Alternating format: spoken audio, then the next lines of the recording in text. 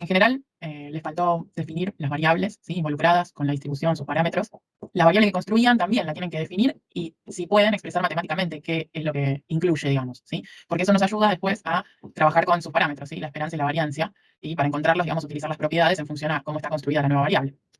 Entonces, algunos procedimientos estaban bien, pero bastante incompletos, ¿sí? Cada uno igualmente mira después el suyo, y lo que hice también es subir la resolución, tanto a archivos de acá de septiembre de Teams, como a el curso, ¿sí?, a la unidad 5. Así que pueden chequear, ¿sí?, la resolución para ver qué cuestiones los ayudan a completar lo que hicieron, ¿sí? Algunas cosas le faltarán, a otras otras, pero la resolución que subí está, digamos, completa, ¿no? Con las justificaciones, poner por qué la variable construida se distribuye normalmente, justificarlo, digamos, por la propiedad reproductiva. Después, también cuando utilizan propiedades de la varianza o de la esperanza, especificar cuál es, ¿sí?, o qué representa, digamos, porque estamos reemplazando una cosa por la otra.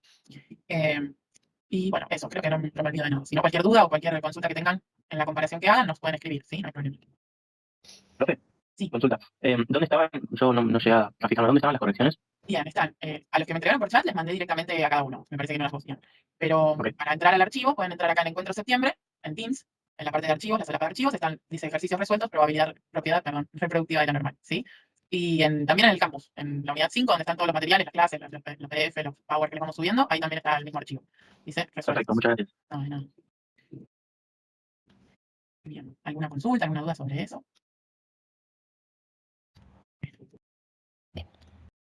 Entonces, vamos a seguir a donde nos habíamos dejado. Les voy a compartir la pantalla. Seguimos en la unidad 5, pero en el trabajo práctico 6. ¿Sí? Esta unidad tiene como dos trabajos prácticos, porque son con algunas características distintas, por eso están separados. Y habíamos dicho que cuando teníamos una muestra aleatoria, o sea, un conjunto de variables aleatorias independientes idénticamente distribuidas, podíamos calcular otra variable aleatoria, una estadística o un estadístico, los nombres que quieran, que fuera la suma. Habíamos visto su valor esperado, su varianza y su desvío, y el promedio de ellas, el valor esperado, la varianza y el desvío. Pero habíamos dicho que la distribución, en general, requiere de algo de mucha paciencia, salvo que hay unas alternativas, que una era el tratamiento de simulaciones, que hoy no vamos a hablar, pero lo que sí vamos a hablar es que existen ciertas condiciones en las cuales hay una alternativa analítica, que nos encanta siempre, una alternativa analítica, que se llama teorema central del límite. Ese teorema central del límite es el día de hoy. O sea, hoy nos vamos a dedicar al teorema central del límite y sus allegados y sus aplicaciones, digamos así. Entonces, ¿a qué se refiere? En algunos textos pueden encontrar teorema del límite central. Es un problema con las traducciones, nada más. Pero PSL, sabemos qué es esto. Teorema central del límite nos dice, es un teorema que tiene demostración. No lo vamos a hacer, pero tiene demostración.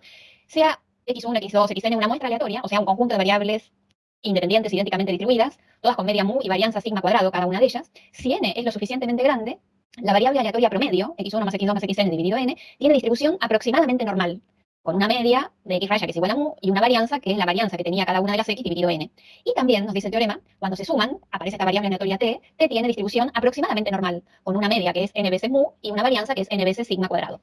Ahora, lo que nos está diciendo que cuando n es lo suficientemente grande, x raya y t, no se preocupe, a los efectos de cálculo se pueden considerar normales, con esos valores esperados y las varianzas que ya habíamos estudiado. El problema es qué significa lo suficientemente grande. Algo que ya habíamos visto en los ejemplos numéricos que veníamos haciendo, que en la medida que n se iba agrandando, aparecía como una forma campanada en la distribución. Nosotros habíamos visto casos discretos de la distribución de probabilidades puntuales, ¿no? Entonces, ¿qué significa n lo suficientemente grande? Depende la distribución de la variable original x. Si la variable original x es continua, la que está subyacente a la muestra, ¿no?, es continua y muy simétrica, el n suficientemente grande queda cerca, porque enseguida ya queda la forma campanada. En cambio, si el x es discreto y la distribución es bastante asimétrica, hay que juntar una muestra de tamaño más grande para que x raya o para que la suma se vaya pareciendo a la normal. En lo estándar, digamos, lo que usualmente se considera n lo suficientemente grande es un número mayor que 30. Ya cuando uno supera 30, en la mayoría de las ocasiones, x raya y t ya son normales, ¿sí? Se pueden considerar aproximadamente normales con cierto cuidado, como hoy vamos a hablar. Así que a los efectos de nuestra materia vamos a considerar que n mayor que 30 es lo suficientemente grande. El teorema es muy simple de aplicar. Dice, ya no te molestes en hacer todo ese trabajo artesanal. Anda directamente por la distribución normal y listo, en x raya y t. Ojo, no en todo. Y no quiere decir que la x se transformó en normal. No, es cuando las promediamos o cuando las sumamos, esas nuevas variables aleatorias tienen distribución normal con estas características. Entonces, lo vamos a poner en acción y le voy a pedir a Marina que hagamos nuestro primer problema, ¿sí? Nuestro primer problema es casi un juego. Yo le voy a dar mi versión artística, ¿sí? Es un problema de postas. Hay componentes electrónicos que obviamente no son esas lamparitas de filamento, ¿sí?, que ya no se usan, pero es por eso dije que era una visión artística, que cuando una empieza a funcionar y se descompone, automáticamente la reemplaza otra. Y cuando esa se rompe, la reemplaza otra y la reemplaza otra, y así hay 36. Quiere decir que el sistema deja de funcionar porque se queda sin fuente, digamos, cuando se rompe la número 36. Entonces, si la vida útil de cada una de estas lamparitas, que son todas igualitas, son todas del mismo tipo, se supone que son todas idénticas en distribución y que funcionan o fallan en forma independiente, el tiempo total que va a funcionar este sistema es la suma de las vidas útiles de cada una de estas 36 componentes, ¿sí? El problema es que ni siquiera sé qué tipo de distribución tienen. Ah, no se preocupe, porque usted está sumando 36. Entonces el teorema central del límite le va a dar una manito, ¿sí? Entonces, dicho esto, voy a dejar de compartir la pantalla y le voy a decir a Marina que siga con las cuentas, porque yo hice el artístico. Muy bien. Ahí vamos. Bueno, como Julia recién nos decía, sí, el ejercicio 5 del trabajo práctico 6, particularmente el B, nos plantea esto, ¿no? Que hay 36 instrumentos electrónicos, que tan pronto falla el primero, empieza a actuar el segundo, y así sucesivamente hasta llegar al último. Nos especifican que la variable aleatoria asociada a la duración de cada uno de esos instrumentos tiene una distribución exponencial de parámetros 0.1, y cada instrumento tiene un tiempo de operación independiente de los demás. Entonces, si definimos una variable t como el tiempo total de operación de los 36 instrumentos, nos hacen la pregunta siguiente. ¿Cuál es la probabilidad de que t exceda las 370 horas? Entonces, tenemos para ir definiendo, ¿no? Las variables x y, que son el tiempo de operación de cada componente, ¿no? Componente y-ésimo, podemos llamarlo. Vamos a tener 36 componentes. Nos especifican que cada uno se distribuye exponencial con su parámetro de 0.1. Sabiendo y conociendo, ¿no?, la distribución, rememorando un poquito la exponencial, podemos conocer sus parámetros. Y a su vez, tenemos que trabajar, bueno, acá está la representación, ¿no?, la misma que nos mostró Julia recién de cómo sería el funcionamiento. Tenemos que trabajar con esta variable t, que es la duración total, ¿no?, hasta el componente 36, que es donde se frenaría. Entonces, como bien Julia comentó recién, al estar sumando variables, ¿sí?, más de idénticamente distribuidas en este caso, ¿no?, y más de 30 entre sí, acá tenemos 36, y otra cuestión importante es que sean independientes entre sí, que era otra de las cuestiones que nos marcaba el enunciado, directamente podemos trabajar, como dijimos recién, con el teorema central del límite y saber que vamos a aproximarnos a una distribución normal, pudiendo calcular los parámetros de nuestra nueva variable a través de las propiedades que ya conocemos, ¿no?, de la esperancia y la variancia. Entonces, esto era lo que les comentaba también un poco del ejercicio que resolvieron para la propiedad reproductiva de la normal, ¿no? Definir la nueva variable, especificar matemáticamente cómo está compuesta, en este caso es la suma de la duración de cada uno de los componentes hasta el 36. Conocemos la esperanza particular de cada componente, por saber que se distribuye exponencialmente y saber que es 1 sobre alfa. Y para poder calcular la esperanza de esta nueva variable sería aplicar esperanza a toda esta expresión original, ¿sí? Entonces, ¿a qué es igual la esperanza de una suma de variables?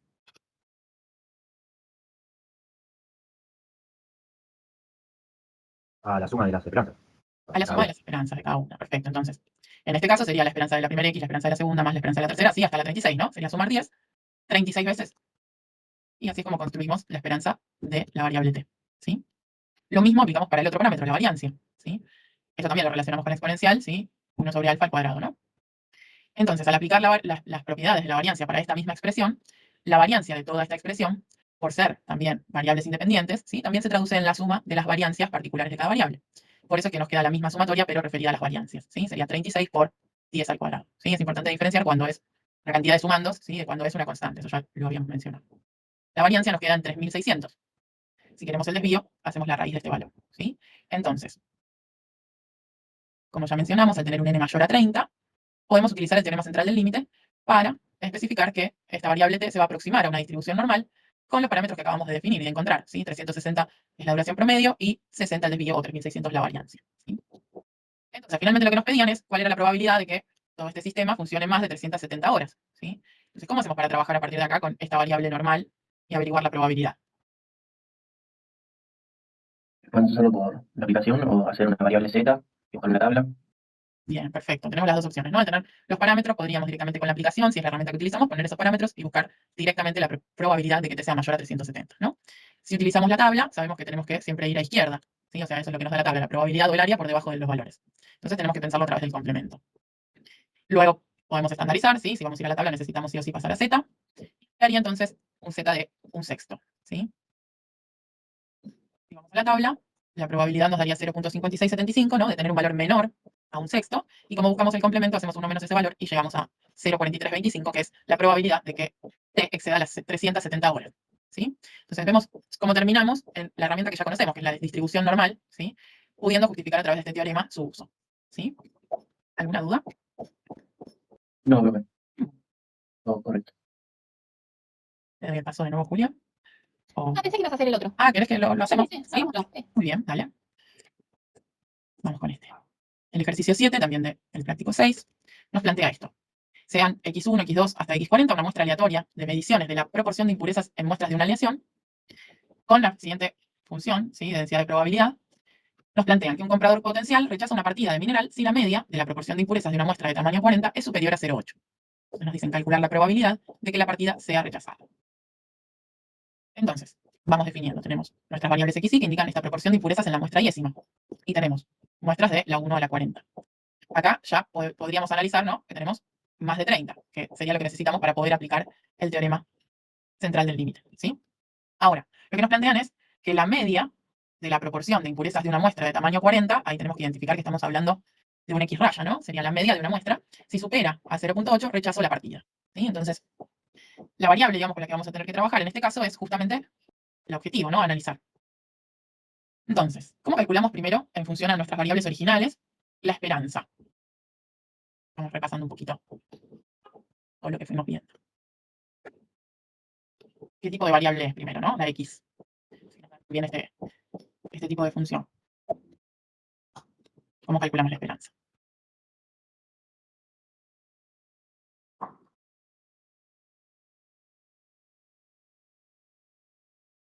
La esperanza no es de la fórmula de la esperanza de x al cuadrado o era más la esperanza al cuadrado. O sea, la esperanza. Esa sería la variancia, ¿sí? La esperanza de las X al cuadrado menos la esperanza de X al cuadrado. Digamos, primero necesitaríamos la esperanza de la variable. ¿Cómo la calculamos? Profe, esta es una distribución hipergeométrica. ¿Por qué hipergeométrica? No sé, se me ocurre por la forma que tiene, digamos, su distribución, pero bien. Ah, ¿por esto? Claro, yo me refería a qué tipo de variable es, me refería a si es discreta o continua, más que nada, para poder saber cómo Continua. es continua. Y la hipergeométrica es discreta. Claro, exacto. Entonces ahí ya la deberíamos descartar a la hipergeométrica, ¿no? Entonces, siempre que tengamos una variable de tipo continua, ¿cómo calculamos la esperanza?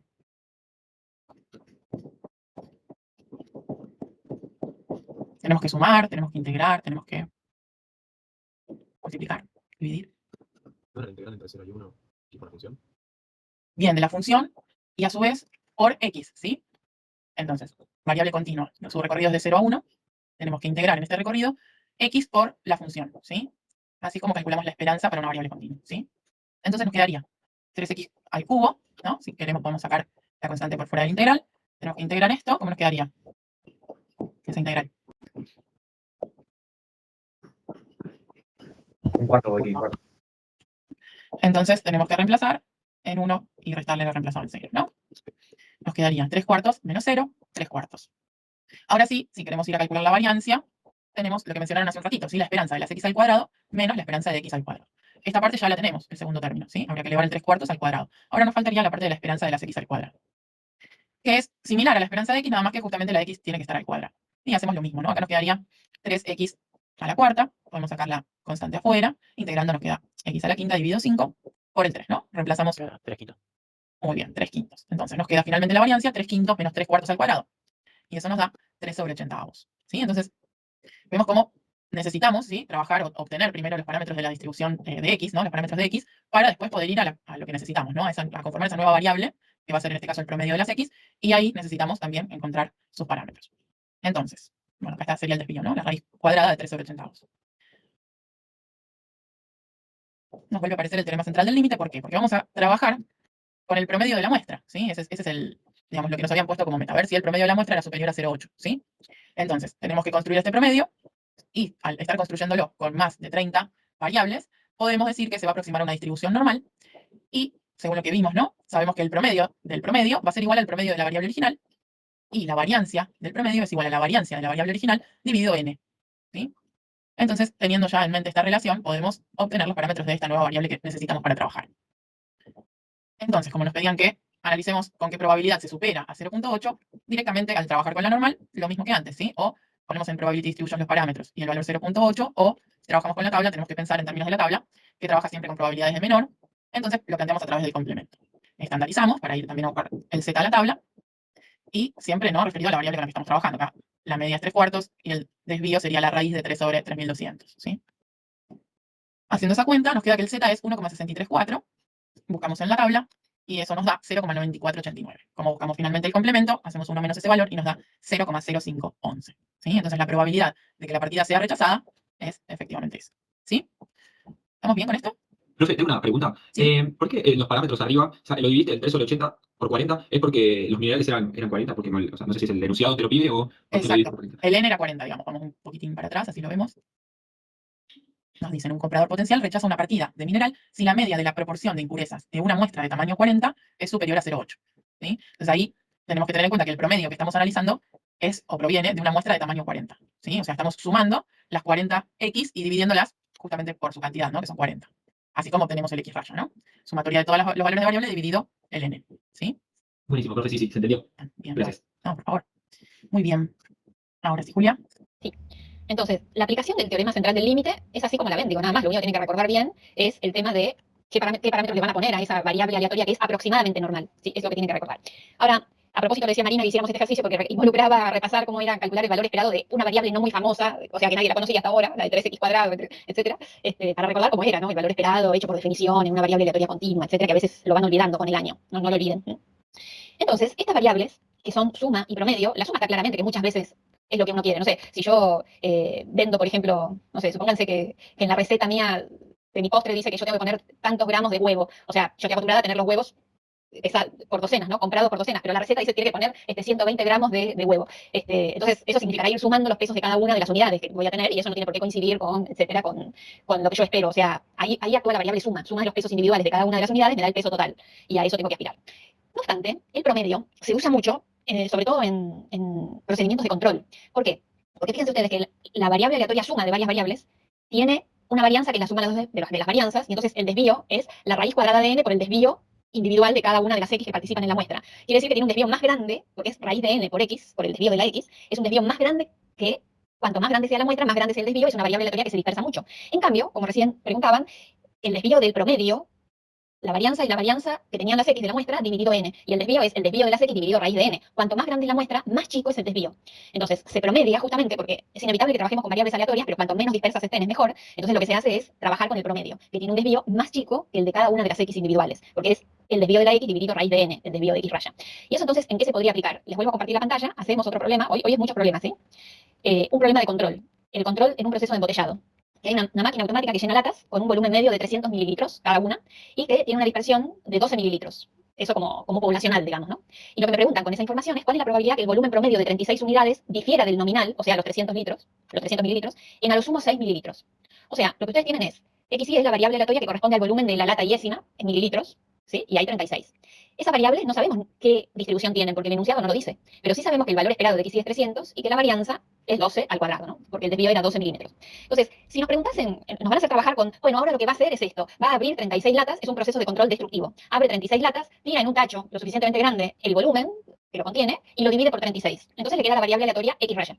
X raya tiene un valor esperado que es 36, 300 dividido 36 sería, ¿no? Acá no sé qué pasó en la 300 dividido 36. Y la varianza es la varianza que tenían las x dividido 36. O sea, el desvío de x raya es 12, que es el desvío de la x, dividido raíz de 36, que es 6. 12 dividido 6 es 2. Entonces nos queda esto.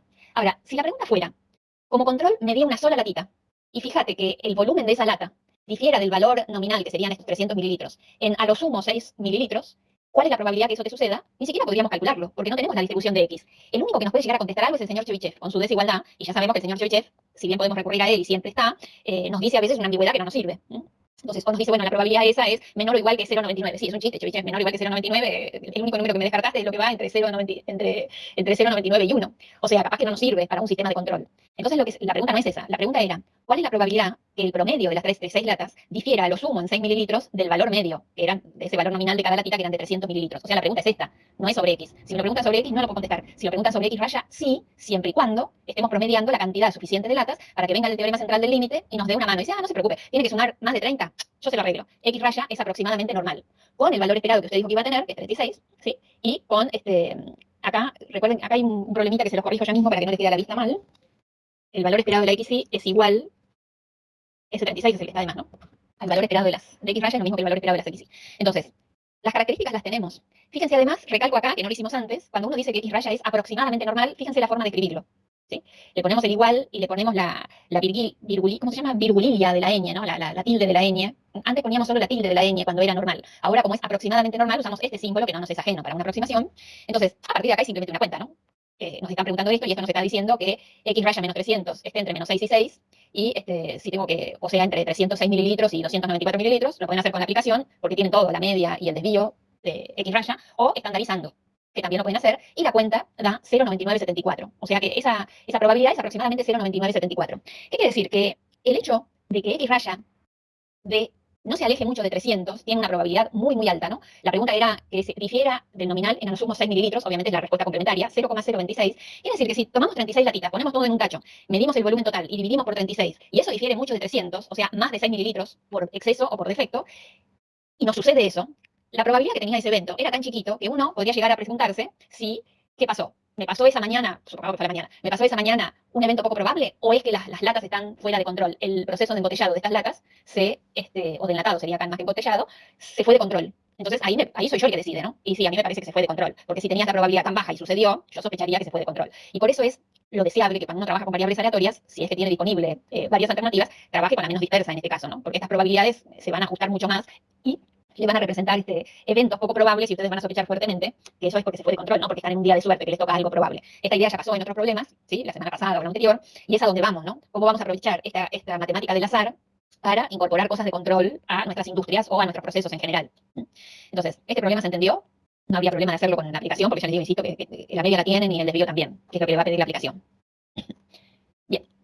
Ahora, esto es muy lindo el teorema central del límite, pero a veces, y es muy simple de usar, pero a veces hay que pescarle la vuelta de cómo usarlo, porque recuerden, el teorema central del límite les pide, en primer lugar, una muestra aleatoria de un tamaño lo suficientemente grande, ¿sí? Y ustedes tienen que trabajar con la suma de esas variables que conforman la muestra o con el promedio, no con otra cosa. Entonces, este es un problema de la guía, ya no me acuerdo qué número es, se los puedo decir, porque anda por ahí, creo que es el 7, no, es el 5, este problema no le puse título, pero es el 5D, es el 5D. Entonces, este problema les dice que hay una máquina que procesa partes, ¿no? De a una por vez, es un proceso de a partes. Y el tiempo de procesado de las diferentes partes son variables aleatorias independientes, uniformemente distribuidas, en un intervalo entre 1 y 5 minutos. O sea, cada parte, el proceso de su fabricación, de su procesado, es una variable aleatoria uniforme entre 1 y 5 minutos y cada parte tiene su tiempo de procesado independiente de lo que pasó con la parte anterior o con la parte posterior que estén procesando. Entonces la pregunta es esta. Nos invitan a calcular la probabilidad de que el número de partes procesadas en un intervalo de 320 minutos sea al menos 100. O sea, ¿cuál es la probabilidad? Si cada partecita lleva un tiempo de procesado entre 1 y 5 minutos con una variable aleatoria uniforme, ¿cuál es la probabilidad que en 320 minutos nosotros alcancemos a hacer por lo menos 100 de esas partes? Entonces, hay una variable aleatoria, discreta, que es el número de partes. Dice, bueno, pero ¿cómo encaro este problema? Les proponemos algo nosotros, ¿sí? Ustedes pueden buscar su propio camino. Pero, en particular, nosotros proponemos definir una variable aleatoria discreta, que es el número de partes que se procesan en el intervalo de 320 minutos. Y la pregunta entonces que me hacen es, ¿cuál es la probabilidad de que esta variable aleatoria n sub 320 sea mayor o igual que 100? Esta es una variable aleatoria discreta, ¿sí? El número de partes que se alcanzan a hacer en 320 minutos. Y la pregunta es que sea mayor o igual que 100. ¿Hasta ahí vamos bien? Ahora, ¿qué distribución tiene la variable aleatoria discreta n320? No tenemos ni la menor idea, ¿verdad? Porque con la información que tenemos no podemos decir nada de esa variable aleatoria que nos acabamos de definir. Entonces la pregunta es, ¿puedo usar el teorema central del límite? Sí, pero para poder usar el teorema central del límite tiene que aparecer una variable aleatoria que sea la suma o el promedio de variables aleatorias independientes e idénticamente distribuidas. Y acá eso claramente no es el número ese de partes, no es, ¿no? La suma de nada. Entonces hay que cambiar como el enfoque de este problema. Porque lo que nosotros tenemos información es el tiempo que tarda cada parte.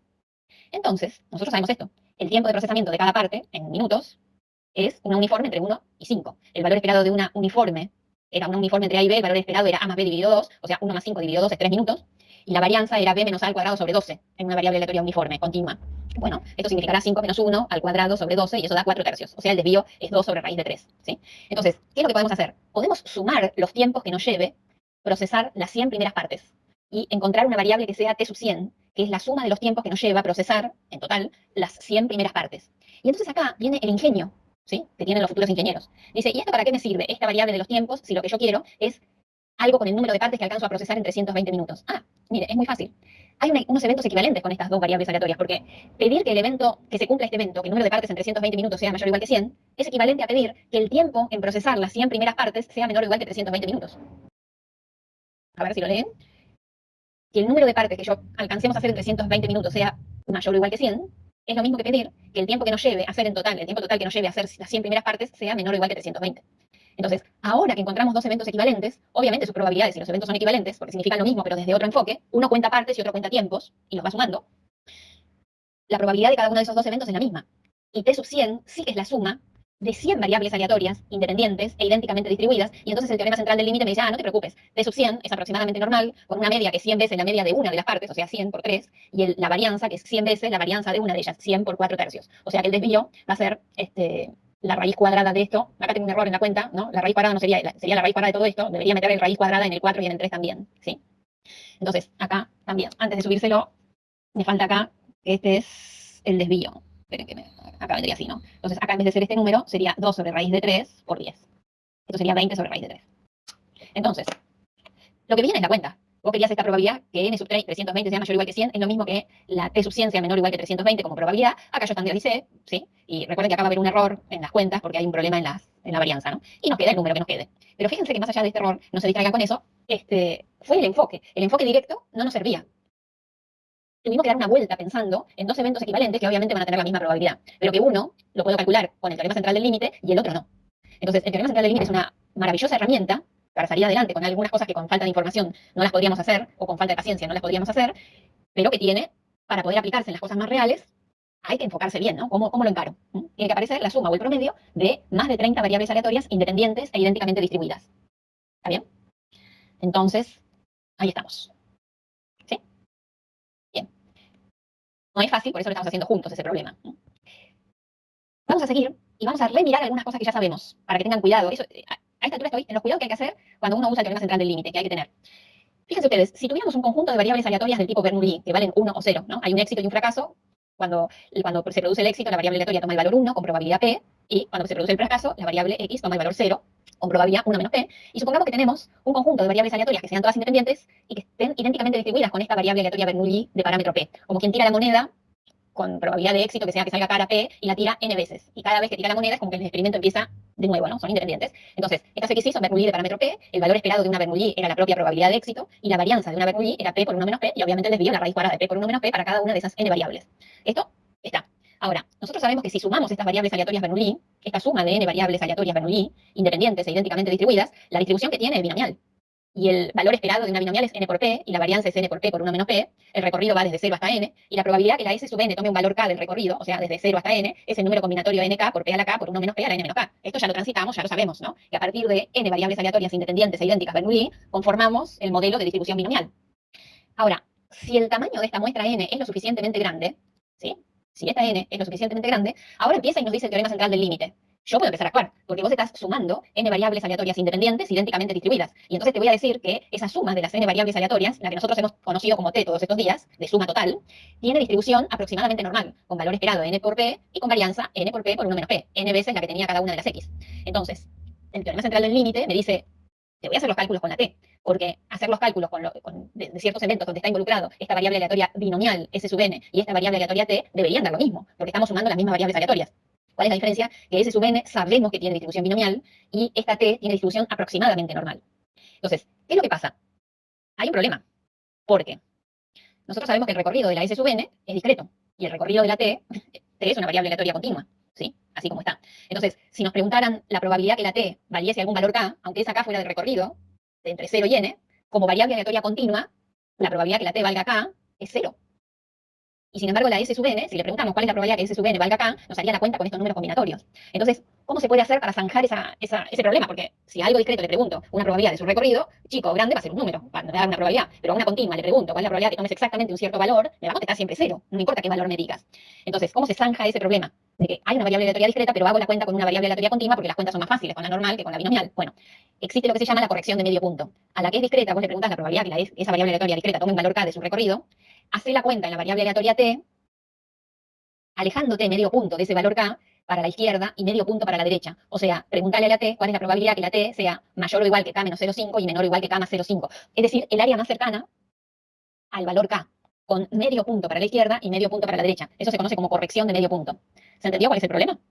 A la discreta le pueden preguntar lo que quieren y hacen la cuenta, pero a la continua, si le hacen esta pregunta, le va a contestar 0. Entonces, lo que nosotros sabemos que es tomar una pequeña franja alrededor del valor k que estamos buscando de evaluar su probabilidad y nos alejamos medio punto para la izquierda, medio punto para la derecha. ¿Y por qué medio punto y no 0,4 o 0,6? Y porque se supone que si tengo un recorrido entero o natural, como esta acá, 0, 1, 2, 3, n, lo que voy a hacer es como particionar en partes iguales, todo un histograma, digamos, entre, por ejemplo, k vale 0, k vale 1, k vale 2, se paran en la mitad, entre dos números y se quedan con esa franjita por debajo del área de la normal. ¿Sí? Y eso funciona bien en los cálculos, no con 0,4 ni con 0,6, sino exactamente con 0,5. ¿Sí? Igualmente, no se preocupen. Si ustedes saben que S sub n es una normal, saben el valor esperado, saben la varianza y saben el número combinatorio, pueden hacer la cuenta igual, no necesitan pasarse a la normal, ¿no? La historia es a veces cuando a esta S sub n, a esta que es binomial, le quieren preguntar cuál es la probabilidad que sea un número mayor o igual que A y menor o igual que B, cualquiera, y eso involucra muchos términos con estas sumatorias, y resulta que se les hace más engorroso hacer todos los números combinatorios y todos los cálculos que para pasarse a la normal. Pero recuerden que para pasarse a la normal tienen que hacer una corrección de medio punto sobre lo discreto. Cuando lo normalizan, tienen que hacer esta corrección. Si quieren que el A esté involucrado, como S sub n tiene que ser mayor o igual que A, tienen que irse medio punto a la izquierda de A, y si quieren que el B esté involucrado, tienen que irse medio punto a la derecha de B y hacerle la pregunta esta a la normal, ¿sí? Entre A menos 0,5 y B más 0,5. ¿Se entendió? Esto del medio punto ya lo habíamos dicho alguna vez, si estaba incluido, no incluido, etcétera. ¿Se acuerdan cuando vimos en la unidad por allá atrás, digamos? Algo de eso, lo acumulado a izquierda, lo acumulado a derecha le restaban, si las desigualdades, en lo discreto las desigualdades siempre traen estos problemas, ¿no? Es lo mismo que esto. Si yo les preguntara, a ver si se entendió esto, ¿cuál es la probabilidad que A sea mayor a S sub n? Le pregunto. La probabilidad que S sub n sea mayor que A, pero menor o igual que B. Cuando esto lo traduzca a la T, a la pregunta de la T, ¿no? Para que me dé numéricamente aproximadamente lo mismo. ¿Qué tengo que hacer? Acá en la T ya sé que no hace falta ni que piense si pongo menor o igual o no, porque esta es continua. En cambio, esta es discreta. Acá, ¿qué tengo que poner? A la izquierda. Observen que esta, como discreta, es S sub n mayor que A, pero menor o igual que B. ¿Qué es lo que pongo acá? No quiero que el A esté considerado en este evento. Tengo que calcular la probabilidad de este evento. Y no quiero que la S sub n sea igual a A. No quiero que esté contemplado el A. ¿Qué es lo que hay que hacer? Recuerden, tengo A por acá y B por acá. A lo discreto le digo que sea mayor que A, pero menor o igual que B. A lo continuo, perdón, voy a hacer un zafarrancho por acá, pero acá tengo la normal. A lo continuo, ¿qué le pido? Acá está A y acá está B.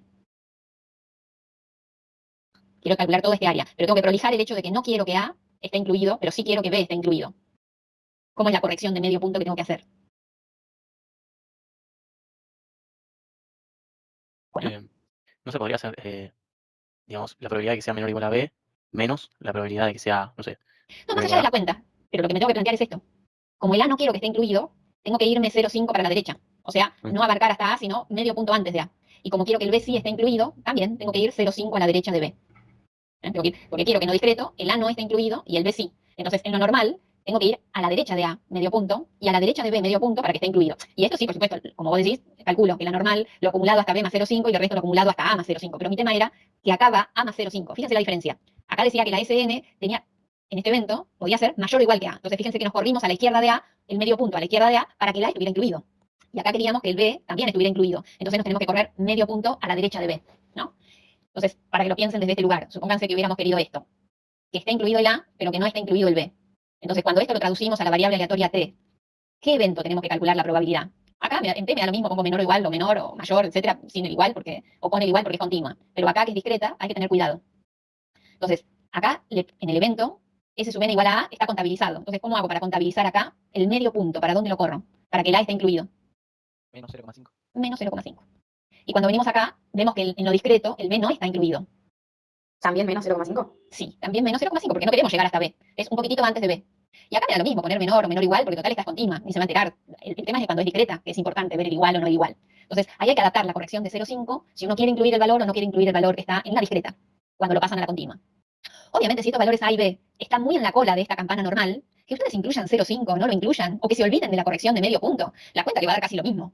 Si es que el intervalo es como este dibujito mío, acá metido acá en el medio punto, que está en las colas de la normal. El problema es cuando el A y el B están en la zona, no sé, están por acá, están cerca del centro. Acá si ponen medio punto a la izquierda o a la derecha de A, o medio punto a la izquierda o a la derecha de B, como es la zona donde están los valores, las áreas más probables, de los intervalos más probables, ahí puede que sientan la diferencia. Pero si el A y el B están muy en las colas de esta campana aleatoria, de esta campana normal, casi ni se nota si hacen la corrección de 0,5. Es más, de hecho, van a ver que en muchas aplicaciones a posterior, yo también me olvido del 0,5 y no me preocupa porque vamos a estar trabajando en las colas. El problema está cuando trabajan en la zona central de la campana. Cuando los límites ahí están muy cerca de las regiones más probables, en la normal, ahí sí que estamos en problema. Ahí sí la corrección de medio punto tiene importancia. Pero cuando trabajemos en las colas, no. Pero era mi obligación hacerles reflexionar con esto, ¿no? Esto es importante. Cuando uno usa un teorema central del límite sobre algo que en original era discreto y se lo pide a lo continuo, tiene que tener este cuidado, ¿no? A veces la corrección de medio punto es casi insustancial que la haga, pero a veces sí. Sí, a veces es sustancial, a veces no. En el caso puntual de una variable aleatoria binomial, ¿cuán grande es n? En general les dije que uno acepta que n mayor que 30 ya puede usar el teorema central del límite, pero en rigor, y lo que se puede demostrar, que cuando una variable aleatoria es normal, es binomial, y quiere hacer la aproximación anormal, debería pedir esto, que el n por p sea mayor o igual que 10, y el n por 1 menos p sea mayor o igual que 10. Y pidiendo esto y corroborando esto, este pedido, n por p mayor o igual que 10 y n por 1 menos p mayor o igual que 10, lo que dice es que esa binomial no es muy asimétrica. Entonces con n mayor que 30 ya llega más o menos a la campana. Si el n por p o el n por 1 menos p fuera menor que el valor 10, y tanto más alejado de 10, tanto peor, la binomial esta es muy asimétrica y tardaría más que 30 variables aleatorias para sumar, para llegar a la normal con cierta aproximación numérica razonable. Entonces, cuando usen de binomial a normal, verifiquen esto, que n por p sea mayor o igual que 10, que n por 1 menos p sea mayor o igual que 10, y con eso están salvados, y pueden usar el teorema central del límite sin ningún problema, ¿sí? Después ya les digo, en la práctica, cuando uno usa estas aplicaciones, realmente se cumple todo esto, ¿no? N mayor que 30 en general lo verifica, pero para el caso binomial a normal, habría que verificar estas dos desigualdades, que se cumplan estas dos, por las dudas, ¿no? Y si no, pedir un n más grande que 30, que es lo estándar, digamos, ¿no? Lo que el uso y la costumbre dijo para que el teorema central del límite se cumpla. ¿Está? Esto, medítenlo. Después, si quieren, yo le agrego una transparencia con esto que acabamos de discutir juntos, como para que lo tengan presente. ¿Sí? Con estas correcciones en rojo, se las saco y se las pongo en una transparencia. Bien. Y he aquí algo importante para trabajar. Porque esta variable aleatoria que están a punto de conocer nos va a ser de suma utilidad en lo que resta del año. Así que estamos frente a una variable que la vamos a trabajar mucho. ¿Sí? Entonces nos vamos a detener un poquito acá y vamos a hablarla. Entonces dice, la variable se llama frecuencia empírica de ocurrencia de un evento A. Por supuesto está vinculado con todo el teorema central del límite que venimos charlando, ¿sí? Entonces dice, supongamos que tenemos un evento A dentro de un experimento que tiene la probabilidad de ocurrir, que es P. La probabilidad que ocurra es P. Y que ese experimento se repite N veces. N veces. Entonces, si definimos éxito a que sucede A, nos estamos involucrando con que cada vez que realizamos la experiencia, estas que son repeticiones independientes e idénticas, ¿sí? La podemos asociar con una variable aleatoria Bernoulli. Le ponemos un 1 cuando sucede A y un 0 cuando no sucede A, y como vamos a repetir N veces independientes, siempre el mismo experimento, vamos a tener una muestra aleatoria basada en variables aleatorias tipo Bernoulli, cuyo valor esperado es P, que es la probabilidad de éxito, y su varianza es P por 1 menos P, y su desvío raíz de P por 1 menos P. En todas ellas, en las N que nos quedan. Otra vez aparece la colección de variables Bernoulli. Y ahora nos dicen que nos definen una nueva variable aleatoria, que es esta frecuencia empírica de ocurrencia de A, que es promediar estas variables aleatorias. O sea, es un caso particular de X raya. Pero cada una de estas es 1 y 0, no es como la que hizo Marina, que el número va entre 0 y 1 porque tiene una proporción de impurezas. Acá estas variables van en 1 o 0, son Bernoulli, y las promediamos. Entonces, aparece una frecuencia de ocurrencia de ese evento A. O sea, la frecuencia muestral de ocurrencia, porque cada una de ellas vale 1 o 0, si A sucede o no sucede, y lo dividimos por el número total de repeticiones, nos queda una proporción de ocurrencia, un número entre 0 y 1, que nos diga la proporción de veces que ocurrió A en el total de veces que la hicimos, ¿no? Entonces, esa variable aleatoria nos interesa mucho. Es la frecuencia empírica de ocurrencia de A o frecuencia muestral de A. Muchas veces se la conocen. ¿Qué distribución tiene esta? La suma sabemos que es binomial, pero cuando la dividen por n deja de ser binomial, ¿sí? Entonces, esta no tiene distribución binomial. Pero sabemos que el valor esperado de esta es n veces el valor esperado de la x dividido n, sigue quedando p. Es como una x raya esto, ¿no? Esto es p. Y la varianza, que es la suma de las varianzas dividido n cuadrado, queda n por p por 1 menos p dividido n cuadrado, queda p por 1 menos p dividido n, y que el desvío es la raíz cuadrada de ese número, ¿no? O sea que es como una x raya, insisto que es como una x raya. Entonces, el valor esperado es el mismo que las x, mientras que la varianza es la varianza dividido n. Y el desvío es la varianza de una dividido raíz de n.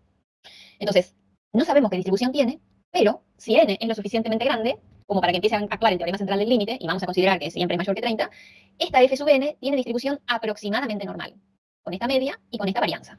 ¿Está? Es como una x raya, un caso particular de x raya, pero que promedia variables aleatorias Bernoulli. Y el teorema central del límite me dice, no te preocupes, los cálculos los vamos a hacer aproximados con una distribución normal si n es lo suficientemente grande. ¿Para qué nos sirve esta variable aleatoria? Supongamos que uno tiene toda una población que acaba de salir de una línea de producción, una población de tamaño n mayúscula, y que hay un 3% de defectuosos en toda esta población de tornillos, ¿sí? Entonces, en toda nuestra población sabemos por algún mago nos contó, después descartaremos este conocimiento, pero ahora supónganse que alguien me dice, esa producción tiene un 3% de defectuosos, ¿sí? Y de esta producción, que sabemos por alguna cuestión de magia nada más, que tiene un 3% de defectuosos, vamos a extraer una muestra de tamaño n. ¿Está bien? N tornillitos. La pregunta es, ¿acá hay un 3% de defectuosos? Esa es mi pregunta para ustedes. Acá, en toda la población, había 3% de defectuosos. Y nosotros hemos sacado al azar n tornillos. Acá, ¿hay 3% de defectuosos? No necesariamente. No necesariamente. Puede haber más, puede haber menos, puede haber justo. No lo sabemos. Es azaroso, coincido con Ian. ¿Está? No lo sabemos. Lo que sí podemos hacer es calcular una probabilidad que eso ocurra. Eso es otra cosa. Entonces, tengo que dar más detalle de la experiencia. Entonces, supongamos que vamos a trabajar como nosotros pretendemos que ustedes trabajen. Defino un evento A, que es que el tornillo resulte defectuoso. Es lo primero que hago. Entonces, si el muestreo es con reposición, o sea, yo saco un tornillo, lo miro si es defectuoso o no, y lo vuelvo a tirar a la población, revuelvo y saco otro, y me fijo si es defectuoso o no, y lo vuelvo a tirar en la población, yo sé que la experiencia se repite cada vez en las mismas condiciones. Eso es lo que significa con reposición.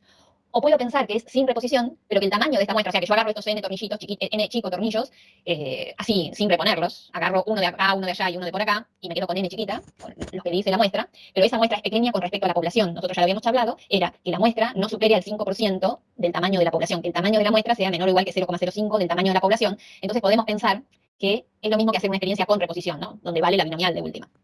Entonces, cada vez que estamos pensando como que si cada vez todo vuelve a empezar y la probabilidad de éxito siempre es 0,3, porque si no, es una hipergeométrica, no una binomial, ¿no? Y son otras cuentas. Entonces, vamos a pensar o que la muestra se hace con reposición, lo que le digo que en el mundo de la industria eso es medio absurdo muchas veces, o que es una muestra sin reposición, pero que no supera en tamaño el 5% del tamaño de toda la población. Entonces, estamos frente a que cada vez que hagamos una inspección de estos tornillitos de la muestra, cada tornillo puede resultar o no defectuoso, y vamos a anotar un 1 cada vez que es defectuoso y un 0 cada vez que no, y que cada vez hay una probabilidad de que me toque un defectuoso, como lo estoy sacando directamente de la población, de 0,03, traducido a probabilidad, este porcentaje de defectuosos en la población. Entonces tenemos una muestra aleatoria de n variables Bernoulli independientes e idénticamente distribuidas. Con esa nos podemos averiguar la frecuencia empírica de defectuosos, que sería la suma de todas ellas dividido n. ¿Sí? Entonces, en lo poblacional tenemos un parámetro poblacional que por arte de magia conocemos, que es P. En lo muestral tenemos una variable aleatoria, que es la frecuencia empírica de defectuosos. Esto es una variable, esto es un parámetro poblacional. Entonces, si alguno piensa que pueden llegar a ser iguales, le contesto que la respuesta es no. Que esto es una variable, que tiene todo un recorrido de posibilidades, y esto es un número. ¿Está? Entonces, no puedo preguntarme si estas son iguales. A lo sumo, puedo preguntarme cuál es la probabilidad que difieran en un número chico o en un número grande. O no puedo preguntarme jamás si son iguales, ¿sí? Porque la respuesta es no. No son iguales, no pueden ser iguales, ¿sí? Entonces, puedo preguntarme qué tan cercanas están esta frecuencia empírica de defectuosos con respecto a lo poblacional, como para contestar esa idea de que si esto me va a tocar un 3% de defectuosos acá o no, sabiendo que viene de una población de 3% de defectuosos. Seguro es que no. Lo que pasa es que podré, ahora, con todo lo que tenemos construido a esta altura del año, asociar una probabilidad a que esta frecuencia empírica de defectuosos esté cercana al porcentaje de defectuosos en la población, tanto como yo quiera, con una cierta probabilidad. Eso es lo que vamos a hacer. Entonces, el valor de f sub n, de la frecuencia empírica de defectuosos, se va a ir pareciendo al parámetro p poblacional en la medida que la muestra sea cada vez más grande. Estamos pensando en algo con reposición, ¿no? Porque si crece la muestra, ojo que no nos podemos superar al 5% en tamaño. Pensemos que esto se hace con reposición, ¿no? Entonces, es cierto que cuanto más grande sea la muestra, el porcentaje que va a ir apareciendo a cada defectuoso se va a ir acercando a 0,3%. Pero para eso, la muestra tiene que ir siendo más grande. Y cuando la muestra es muy grande, ya esto no se parece a un censo más que una muestra, ¿sí? Entonces, lo que nos podemos preguntar es, ¿cuál tiene que ser el tamaño de la muestra? O sea, a partir de este pensamiento aparecen preguntas como esta. ¿Cuál debe ser el tamaño n que tiene la muestra si se desea que la frecuencia empírica de defectuosos difiera de la verdadera proporción, esta la poblacional, que es p igual a 0,03, en menos de 0,01, lo que se llama un punto porcentual, con una probabilidad no menor a 0,95? O sea, le estoy pidiendo que se parezcan mucho. Estamos preguntando esto. Queremos que lo muestral difiera de lo poblacional a lo sumo, o en menos de 0,1 punto porcentual, con una probabilidad altísima, mayor que 0,95. Entonces, me pregunto, ¿cuánto tiene que ser el tamaño de la muestra para que pase esto? Este es un problema de la guía. En la guía está con otros números. Les puedo decir qué ejercicio es. Creo que es el ejercicio 9. Sí, el ejercicio 9 es la presentación de todo este tema. Y está con otros números nada más, ¿no? Pero estamos resolviendo el ejercicio 9 con otros números. Entonces, yo no puedo más que preguntarme cosas como esta. Que lo poblacional y lo muestral difieran en algún número que yo digo, con una probabilidad alta o baja, lo que yo quiera, pero estas son las únicas preguntas que yo me puedo hacer y me pregunto cuál tiene que ser el tamaño de mi muestra para que esto pase. Entonces me contesto. Lo poblacional es fijo, y lo conozco, es 0,03. Que lo muestral difiera de lo poblacional en menos de un punto porcentual, o sea, en menos de 0,01, significa que estoy queriendo que lo muestral nos dé esta frecuencia empírica de ocurrencia, nos dé entre 0,02 y 0,04. Y le estamos pidiendo a este evento, que lo muestral de entre 0,02 y 0,04, una probabilidad de ocurrencia mayor o igual que 0,95. Y con esto tenemos que averiguar n. Entonces, ahora enseguida todavía dice, pero ¿dónde apareció n? Está metido acá adentro, ¿no? N. Vamos a verlo enseguida. Entonces, si n es lo suficientemente grande, sabemos, por el teorema central del límite, que esta f sub n la puedo considerar normal. O sea, aproximadamente normal. El valor esperado era el valor esperado que tenía la población, en este caso que es p, de defectuosos, y la varianza es p por 1 menos p dividido n. ¿Sí? Entonces, esta es la característica que me dice el teorema central del límite y todas las propiedades de cómo calcular valor esperado y varianza. Entonces, los cálculos de esta probabilidad los vamos a hacer con la distribución normal. Y lo que estamos queriendo, en particular, como sabemos que lo poblacional vale 0,03, ¿sí? Las características son estas. Y fíjense dónde es que aparece el valor medio, lo conocemos, es 0,03, pero la dispersión depende del tamaño de la muestra, y eso no lo conocemos. Es lo que queremos establecer. Este es un problema de diseño. ¿Cuánto tiene que valer la muestra para que pase con cierta probabilidad lo que yo quiero? Entonces, ¿cómo vamos a trabajar esto que es una desigualdad de probabilidades? Bueno, lo vamos a trabajar como una igualdad. Vamos a pedirle a esta f sub n, que sabemos que es normal, que esté con una probabilidad 0,95 entre 0,02 y 0,04, es decir, que tenía que ser mayor o igual que 0,95. Le pedimos que sea 0,95, y como si esto hubiera sido una probabilidad más alta, me va a dar que la muestra tiene que ser más grande, le voy a pedir que el n sea mayor que lo que averigüe acá yo, ¿no? O sea, lo que yo averigüe acá me da como una frontera para los valores de n. Eso es lo mínimo que tiene que valer el n. De ahí para arriba, me va a decir. Entonces, esta f sub n es normal, está acotada entre dos valores, 0,02 y 0,04, con una probabilidad 0,95. Esto no pueden usar ninguna aplicación, porque en realidad ya saben los extremos y saben la respuesta. Pero si quisieran usar la aplicación o la tabla o lo que fuera, el valor medio lo saben, de esta normal, es 0,03, pero el desvío depende de n, y n no lo conocen. Entonces, acá es un caso donde la aplicación no la pueden usar directamente. Entonces, ¿qué tienen que usar? A pedal lo que estamos acostumbrados. Esto se estandariza, se le resta en los tres términos de esta doble desigualdad el valor medio, que es 0,3, y se lo divide por el desvío de la f sub n. Y el desvío de la f sub n es todo esto, ¿no? Entonces estamos pidiendo que una cierta normal estándar esté entre estos dos números con una probabilidad 0,95. Pero estos dos números, fíjense que acá está dividiendo lo que divide raíz de n, el raíz de n está multiplicando y lo demás sí son números conocidos que acá están expresados nada más, ¿no? Esto se puede cambiar por un número. Entonces queremos que la normal estándar esté encerrada entre estos dos números con probabilidad 0,95. Pero en estos dos números tenemos una incógnita que es raíz de n. Hasta acá, ¿el planteo se entendió? Sí, profe. Bien, porque este planteo nos va a perseguir todo el año, ¿sí? O sea, va a ser nuestra compañía todo el año en lo que siga. Entonces, aquel que hoy no lo haya entendido, este planteo, lo invito a que lo relea todo, ¿sí? Después, con toda la paciencia, y que además sepa que hoy entra como una música, después vamos a entrar de lleno en muchas más veces lo vamos a usar, así que simplemente por repetición hay cosas de estas que entran solas, ¿sí? Pero estaría bueno entenderlo ya de entrada. Entonces, fíjense que tenemos una variable aleatoria normal estándar, que es la z, y hay un intervalo, yo no sé cuánto vale raíz de n, pero el número, el extremo inferior de este intervalo que compone el evento y el extremo superior de este intervalo que compone el evento son números opuestos. Entonces, es un intervalo simétrico con respecto al 0, que es la media de la variable normal estándar. Son dos valores que tenemos que obtener para que el área central que nos quede encerrada entre ellos sea 0,95. O sea, la probabilidad que la z esté entre estos dos números, que no sé cuánto valen, pero son simétricos con respecto a 0, sea 0,95. Pero destaco que es un intervalo simétrico con respecto a 0. Quiere decir que si el área de esta central es 0,95, las áreas que quedaron en estas colitas blancas es 0,05 dividido 2, ¿no? La mitad para cada lado. Lo que falta para completar el 1 dividido 2. Entonces nos quedó. Insisto que no se pierdan de vista qué es lo que queremos. Lo que queremos son los límites para poder despejar n. Entonces, trabajo con uno de los dos porque los dos son simétricos. Uno es el opuesto del otro, ¿sí? Trabajo con uno de ellos. Generalmente uno tiende a trabajar con la parte positiva y lo que estoy buscando es quién es este número. Este número es aquel que a la izquierda dejó un área 0,95 más la mitad de 0,05. O sea, este número que está acá es el z y a la izquierda deja un área 0,975. O lo que es lo mismo, es el z, si lo quieren buscar así, es el z y a la derecha deja un área 0,025. Es lo mismo, ¿no? Este lo deja a la izquierda y este deja el complementario a la derecha. Ese número sí lo puedo buscar en la aplicación o en la tabla. Y ese número es exactamente este número el que nosotros estamos buscando. Este es el z y a la izquierda deja un área 0,975 o que a la derecha deja un área 0,025, como lo quieran ver. Y ese número sí es de averiguar en la tabla o en la aplicación. A dos decimales ese número para mí es 1,96. Si van a la aplicación les dice 1,95, 99, 4, es 1,96 a dos decimales. Por el momento me alcanzan los dos decimales, ¿sí? Entonces, a dos decimales, este número es 1,96. Entonces ya sabemos que este extremo, todo esto es 1,96. Obviamente todo esto es menos 1,96 de acá, pero ¿para qué lo quiero? Si lo que yo necesito es despejar n. Entonces toda esta cuenta es 1,96. Entonces, el n es 1,96. Despejo n, matemática, ¿no? 1,96 al cuadrado por 0,021 sobre 0,01 al cuadrado. Y el n nos da 1117,9. Y eso significa que el n tiene que ser mayor o igual que 1118. Primero que el n es tamaño de muestra, no puedo dejarlo con coma.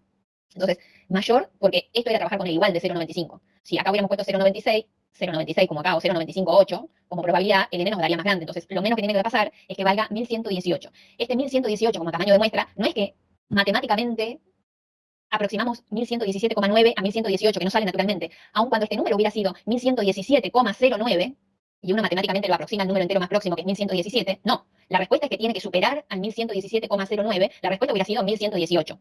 ¿Sí? Eso no es una aproximación matemática, sino es una aproximación matemática teniendo en cuenta el contexto del problema. Busco un n mínimo. Entonces, el n mínimo que verifique esto no es aproximar para atrás, es aproximar para lo más entero, más grande próximo, no el que esté más cerca. Es el más grande próximo a este. Entonces, acá la respuesta de este problema es 1118. Ahora, esto es para remirar, para hacer, para escribir ustedes, eso les recomendamos, ¿sí? Entonces, todo esto partió de que conocíamos que p vale 0,03, ¿sí? Y fíjense que acá está el 0,03. Esperen que voy a buscar un color distinto que rojo. No importa, voy a poner rojo. Acá está el 0,03. ¿Dónde influyó el 0,03? Simplemente en la diferencia, ¿no? Acá, o sea, acá hay un cierto margen de error que uno quiere para esto, un cierto margen de error, digamos, error entre que lo muestral y lo poblacional se parezcan, ¿no? Que era 0,01. Entonces, la diferencia entre esto dio 0,02, 0,04, cuando le restan 0,03, esto da 0,01. Este es el margen de error que pusimos acá. Después el 0,3 está metido acá abajo y acá está metido en el 0,021. O sea, acá no está el 0,03, está metido acá dentro el 0,03. O sea, este es el margen de error que le pedimos entre lo muestral, error, no es un error, porque la muestra vale lo que vale, ¿no? Pero se llama error muestral. Y acá está lo poblacional. Acá está el 0,03 por el 1 menos 0,03. Y esto tiene que ver con el 0,95 que nos pusieron acá. Entonces, yo me pregunto, si no hubiéramos conocido que la proporción hubiera sido 0,03 o que esta proporción hubiera sido 0,04, de lo que hubiera cambiado de acá hubiera sido este número. Acá hubiera dicho 0,04 por 1 menos 0,04. Lo demás hubiera quedado igual, ¿sí? Y la muestra nos hubiera quedado un poco más grande. ¿Sí? Y si lo poblacional hubiera sido 0,10, que lo poblacional hubiera habido un 10% de defectuosos, ¿sí? Acá y todo lo demás igual, el épsilon igual y todo lo demás igual. O sea, ustedes hubieran llegado a esto hasta 0,11 y 0,09 en lo muestral. Acá en vez de ser 0,021, hubiera dicho 0,10 por 1 menos 0,10, la cuenta que dé, ¿sí? Entonces, la pregunta es, en la medida que el P de defectuosos fuera creciendo de a poco sobre este valor 0,03, esta muestra daría más grande, ¿no? Cada vez más grande. Pero si este P hubiera sido 0,5, o sea, el 50% de defectuosos, como producción de tornillo le digo que es un desastre, acá hubiera quedado el número 0,5 por 1 menos 0,5. Acá donde dice 0,021. Y la muestra hubiera sido mucho más grande todavía. Pero si este número hubiera sido 60% defectuosos en la producción, y esto da 0,6, el número de este hubiera sido 0,6 por 1 menos 0,6. Y este número, 0,6 por 0,4, da 0,24. Da más chico que 0,5 por 1 menos 0,5, que da 0,25. O sea, cuando la producción supera el 50% de defectuosos, la muestra vuelve a achicarse, porque es una muestra que tiene tantos defectuosos que enseguida va a pescar y lo muestral enseguida no necesita tanta muestra tan grande para darse cuenta, ¿sí? Para que lo muestral y lo poblacional difieran poco. Entonces, ¿qué se hace cuando no se conoce la proporción P igual a 0,03? Bueno, se pone en las peores condiciones de ambigüedad. Yo no sé cuánto vale 0,03, pero sí quiero que esto difiera un punto porcentual. Lo muestral y lo poblacional difieran un punto porcentual, con una probabilidad mayor o igual que 0,95. Entonces, se ponen, no le consultan al mago, ¿sí? Se ponen en las peores de las condiciones, que es pensar que este P vale 0,5, o sea, 0,50. Porque P por 1 menos P, que es lo que tienen acá, esto es, este 0,021 sería P por 1 menos P, es una parábola, que ya discutimos en otras ocasiones, que como P es un número entre 0 y 1, tiene su máximo en un medio. Entonces, el P máximo de esto es un medio. Entonces, si ustedes no tienen un mago que le diga que el 3% de defectuosos, tienen el 3% de defectuosos en la población, pero acá quiere sacar una muestra que lo muestral y lo poblacional difieran en un punto porcentual con una probabilidad 0,95, pero este número no lo conocen, ¿cómo diseñan la muestra? Bueno, poniéndose en la peor situación, que es con un P de 0,5, y acá, en vez de 0,021, tiene que poner 0,5 por 1 menos 0,5 y calcular el n, y este n le da monstruosamente más grande. No sé en este momento cuánto me da la cuenta, 1,96 al cuadrado, pero la puedo hacer, digamos. 1,96, etcétera, al cuadrado, por 0,5 por 0,5. No sé, da una muestra de 9.604. Necesitan, en vez de una muestra de 1.118, una muestra de 9.604 tornillitos, en este caso. ¿Sí? Entonces, esto es para lo que vamos a usarlo en principio. Si supiéramos lo que pasa en lo poblacional, esto es simplemente un cálculo de lo que va a pasar en lo muestral, ¿sí? Pero vemos que la proporción muestral de defectuosos que difiere en la poblacional, un número tan chico como yo quiero, con una probabilidad tan alta como yo quiero, va a incidir en el diseño de la muestra, me va a pedir muestras grandes. Y que supongamos que yo no conozco el valor de defectuosos en la población y tomo una muestra así de grande, los 9.604 tornillitos en la muestra así de grande, que era la peor condición. Y resulta que cuando establezco cuál es la frecuencia empírica, no como variable aleatoria, sino hago la realidad de tomar los 9.600 tornillitos y preguntarme si cada uno de ellos es defectuoso o no, y saco la proporción muestral concreta, no como variable aleatoria, concreta, en mi experiencia concreta. Y la variable aleatoria se transforma en un número concreto, en un número observado. Y ese número me da, por ejemplo, 0,008, ¿sí? Como si tuviera menos de un 1% de defectuosos, en las condiciones que yo diseñé la muestra, que me garantizaba con una probabilidad mayor o igual que 0,95, que lo muestral y lo poblacional diferían muy poquito, 0,01, y lo muestral dio muy chico de defectuosos. Entonces yo me creo que lo poblacional es una manera de estimar que en lo poblacional las cosas están bien, que el porcentaje de defectuosos es muy chiquito. En cambio, si yo hiciera concretamente la experiencia de sacar los 9.604 tornillitos y me diera que lo muestral, me dio que en la muestra hay un 40% de defectuosos, y es un evento que es una muestra que yo diseñé de tal manera que la diferencia entre lo poblacional y lo muestral sea muy pequeña con una probabilidad muy alta, y me quedó que en lo muestral hay un 40% de defectuosos, ¿cuál es mi conclusión? Mirá, tu producción es un desastre. Está muy cercana a ser 40% de defectuosos. Puede ser un número entre 41% de defectuosos o 39% de defectuosos con una probabilidad altísima. Entonces, déjate enfermar, mejora tu producción. Entonces, este problema es el enlace para lo que viene la semana que viene, que es charlar de cómo todo esto que estuvimos charlando nosotros aquí, que nos decía que partiéramos del conocimiento que tenemos el 3% de defectuosos en la población, vamos a hacer que este cartel se caiga. Usted no tiene idea cuál es el porcentaje de defectuosos en la población, a menos que haga un censo. Yo lo único que puedo sacar es una muestra. Y vamos a inferir, estimar, tomando una muestra adecuada sobre lo que pasa en la población. Eso es lo que se nos viene el resto del año. Este cartel es ficticio, que sé qué es lo que está pasando en la población. Que hasta ahora fue el cartel que tuvimos en todo el año. En todo el año dijimos, ah, sí, la proporción de defectuosos es tanto, ah, sí, la moneda es equilibrada, ah, sí. ¿Y quién te dijo eso? Entonces, ahora estamos a punto de pasarnos a la otra parte. Bueno, no. Decime de dónde sacaste este cartel rojo que en la población tenés un 3% de defectuosos. Empezamos a esta certeza que nosotros tenemos acá, este conocimiento que nos dio un mago, le empezamos a decir, bueno, no, mirá, pero eso es magia. Que vos sepas eso es haber censado a toda la población. Y si censaste a toda la población, ¿para qué querés la muestra? Ya sabelo. Podés inferir, hacer cálculos, todo lo que quieras en la muestra, pero la verdad es que esto es magia, conocer esto o es un censo. Entonces, entramos en una zona donde estamos a dos aguas entre todo lo que hicimos en la primera parte del año, que era conocer la población y conocer que ¿se acuerdan la bolsita con 5 bolillas rojas y 3 negras o al revés? Eso era conocer lo que había dentro. Ahora tenés una bolsa oscura que no tenés idea de lo que hay adentro y tenés que hacer algo para, sin sacar todas las cosas que tienes en la bolsa, decirme cuál es tu presunción de lo que hay adentro. Vamos a jugar a ser magos un poco, pero vamos a ponerle matemática, no magia, a esta parte, ¿no? Que es una de las más ricas de las aplicaciones. Hemos construido todo el año, ¿no? Hasta acá, para poder entrar en esta parte, para ser magos matemáticos, si ustedes quieren, ¿sí? Con una base matemática, no un mago verdadero, chicos. Es un mago, es un mago matemático. Entonces, todo esto tuvimos que pasar para poder adentrarnos en lo que viene, que son, sí, está bien, vos hasta acá conocías la población, pero ahora, decime la verdad, ¿quién conoce la población? ¿Quién conoce que la distribución de las alturas, de si vos tomás todos los individuos de los estudiantes de la regional AEDO en la actualidad, es una normal con una media de 1,65 m y un desvío? ¿De dónde sacaste eso? ¿Está? Hiciste el censo poblacional de las alturas y ni siquiera conocemos la cara en directo. ¿De dónde sacaste la altura? ¿Está? Entonces, ahí viene la historia. Estamos como para entrar en la parte que se llama inferencia estadística, en las unidades 6, 7, ¿sí? Que son como los primeros escalones para una inferencia estadística. Cómo conocer la población a partir de las muestras. Y obviamente la respuesta no la vas a conocer, pero la vas a conocer hasta con cierto grado de confianza. Entonces, esto que hicimos hoy nos detuvimos en dos cosas principalmente. En el manejo del teorema central del límite, que sí o sí, que termina siendo un cálculo conocido, que es de normal, y en este pie que pusimos en esta última parte, hacia lo próximo. Por eso nos dejamos esta mañana, así como mucha cosa práctica, y focalizada en pocas cosas, ¿sí?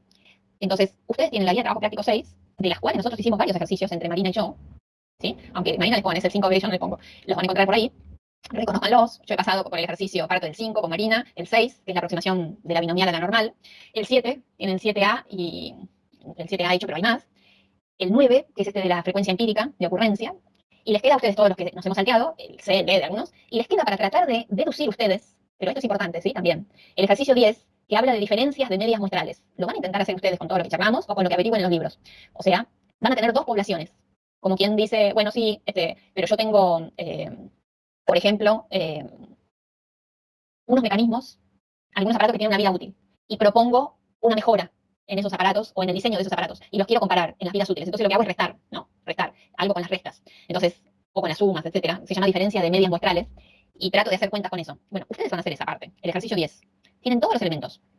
Recuerden que cuando uno tiene unas muestras aleatorias y las promedia, le queda casi normal. Y si después tienen la propiedad reproductiva, si llegaron a una o dos variables casi normales, consideren las normales, y las tienen que sumar o restar, propiedad reproductiva de la distribución normal. La suman o la restan, lo que corresponda. ¿Sí? Eso es lo que tienen que usar en el ejercicio 10. Tienen dos poblaciones distintas, sacan un promedio, una muestra aleatoria de una muestra aleatoria de otra, promedian estas, tiempos de vida útil, pongamos, promedian tiempos de vida útiles de la otra, y después la restan. Pero cuando ya las restan, cada una, X raya e Y raya, llamémosla así, cada una de ellas ya viene normal por el teorema central del límite porque las muestras son grandes, y entonces ya pueden usar la propiedad reproductiva. Como dice Marina, cada vez que escriban, no olviden de poner que hay una parte que actúa el teorema central del límite y otra parte que actúa la propiedad reproductiva de la distribución normal. Entonces, tienen mucho por trabajar, mucho por hacer, pero poco por estudiar. O sea, no es que agrandamos el tema. No, es solo normal. Teorema central del límite, lo único nuevo como enunciado, que ni siquiera lo demostramos, está en algunos libros demostrado, en otros no, porque necesita mucho análisis 1, necesita serie de Taylor, resto de la serie de Taylor, necesita límites. Yo no me quiero meter en todo eso porque no nos hace falta. Es una cuestión matemática que quien la quiera ver lo tiene bastante lindo en un anexo en el Canavos, un libro que se llama Canavos, Probabilidad y Estadística de Canavos. Y lo puede leer, por supuesto, depende de su análisis matemático 1 sustancialmente. Pero no nos interesa saber usarlo, ¿sí? En esta ocasión. Es un teorema que tiene demostración, así que no la vemos, es otro asunto. Tienen mucho por trabajar, con poco concepto nuevo, pero integrado todo, casi todo lo que venimos hasta acá, viene acá integrado, ¿no? Y ya les digo que esto es como el trampolín, estamos a punto de hacer magia matemática, inferencia estadística, ¿sí? La próxima clase. Entonces, procuren ir llevando esto al día, ¿sí? Porque si no, lo que siga es... Y todo se empieza a parecer, porque el teorema central del límite va a estar todos los días, la normal va a estar todos los días, todo se empieza a parecer tanto que uno, si no está claro lo que está haciendo, se pierde. Entonces, una buena medida es llevar las cosas al día. ¿Está? Bien. Listo por nuestra parte. ¿Ustedes quieren preguntar, aclarar, decir algo? Por mi parte no, profe. Bueno, tienen mucho para mirar. En un rato yo les corrijo algo de ahí de la transparencia y se la subo, ¿sí? Así lo tienen de referencia porque tienen un montón de ejercicios resueltos ahí. Sí, los que hicimos también están suyos, ¿sí? Regio. Ahí vamos entonces. Bueno, Bueno, Catalina ya está. ¿tienen alguna duda? ¿La podemos ver? Si no, buena semana, ¿no? Y no podemos ir, sí. ¿Qué problema hay? ¿Estamos? Bueno, buena semana. Gracias igualmente. Buena Buena semana. semana, profes. Gracias a ustedes. ¿Cuál? Bueno, buena semana, profes. Buena semana para vos, Jan, también. Dale, nos vemos. Nos vemos. Chao, Franco.